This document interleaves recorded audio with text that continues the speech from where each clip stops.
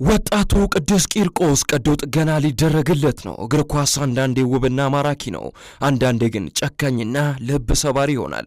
ትላንትና በኢትዮጵያ ፕሪሚየር ሊግ የ33ኛ ሳምንት የጨዋታ መርሃ ግብር ጨዋታው ሊጠናቀቅ 90ኛው ደቂቃ ላይ ደርሶ ዋናው ዳኛ ፊሽካቸውን ወደ አፋቸው ለመውሰድ በተቃረቡበት በዚያች አጭር ቅጽበት የስቴዲየሙን ድባብ ሙሉ ለሙሉ የቀየረ አንድ አስፈሪ ድምፅ ተሰማ።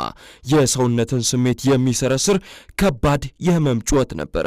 በጨዋታው ተቀይሮ ወደ ሜዳ በመግባት ትልቅ ተስፋን ለማሳየት ይታገል የነበረው የወላይታ ዲቻ ወጣቱ ኮከብ ቅዱስ ቂርቆስ ከመድኑ ተከላካይ ጋር ተጋጭቶ መሬት ላይ የወደቀበት መንገድ የተለመደ አልነበረም። ጉዳቱ በጣም ከባድ ከመሆኑ የተነሳ ከቁርጭምጭሚቱ በታች ያሉት አጥንቶቹ ሙሉ ለሙሉ ከቦታቸው ወጥተው ይታዩ ነበር። ይህንን ያስተዋሉ የቡድን አጋሮቹ የተቃራኒ ቡድን ተጫዋቾችና በሜዳው ላይ የነበሩ ደጋፊዎች ሙሉ ለሙሉ ስሜታቸውን መቆጣጠር አልቻሉም። ያ ትልቅ የስቴዲየም በድንጋጤ እንባ፣ በጸሎትና በድንጋጤ ድቅድቅ ዝምታ ጧተ። ወጣቱ ተጫዋች ቅዱስ ቂርቆስ ወዲያውኑ በአቅራቢያቸው ወደሚገኝ ቤተ ዛታ ሆስፒታል የተወሰደ ሲሆን የሕክምና ባለሙያዎች የመጀመሪያ እርዳታ ካደረጉለት በኋላ ባደረግነው ማጣራት ጉዳቱ የቁርጭምጭሚት መፈናቀልና ስብራት ድብልቅ መሆኑ ታውቋል። ይህም አስቸኳይ የብረት መገጣጠሚያ ቀዶ ጥገና እንደሚያስፈልገው የአጥንት ስፔሻሊስቶች አረጋግጠዋል።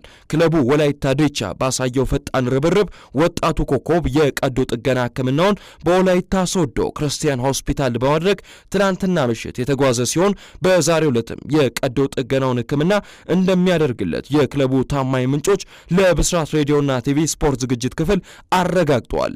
ጉዳቱ የደረሰበት ቅዱስ ጊዮርጊስ ከወላይታ ዲቻ ወጣት ቡድን ያደገ ብዙዎችን የኢትዮጵያ እግር ኳስ ተረካቢ ይሆናል ብለው ተስፋ የጣሉበት ድንቅ የመስመር አጥቂ ነበረ።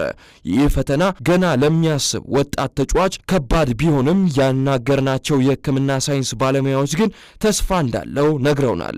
ወጣቱ ኮከብ ጠንካራ ክትትልና ስነ ልቦና ከ6 እስከ 9 ወር ባለው ጊዜ ውስጥ በጠንካራ ማንነት ወደ አረንጓዴው ሳር ሊመልስ ይችላል ተብሏል። ለወጣቱ ኮከብ ቅዱስ ጊዮርጊስ ፈጣን ማገገምን ጣቢያችን ይመኛል። መላኩ ወልደ ሰንበት ነበርኩኝ።